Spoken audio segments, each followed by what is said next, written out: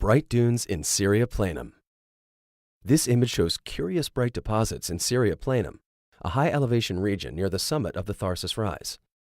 Syria Planum has a history of surface changes, documented in telescopic and low-resolution orbital observations since the Viking era. The surface changes result from the relentless deposition and removal of bright dust, as the dust is transported by winds blowing from north to south across the rocky dark surface.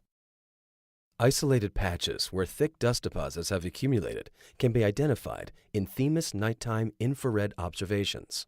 The dust deposits are cooler or darker than the rocky surface both in daytime and at night. Our high-rise image was centered on one of these cold spots to observe the interaction of the dust deposits with local topography. Examining the image shows that the dust here has accumulated into linear arrays of broken ridges spaced about 50 meters apart and extending from tens to hundreds of meters in length. Dust deposits are visible along the rim of the impact crater, but much of the crater's ejected deposits are strangely dust-free. At full resolution, the ridges appear to have a morphology that is clearly distinct from sand dunes and bright transverse aeolian ridges common elsewhere on Mars. Their steep faces are on the upwind side, opposite to the sand dunes.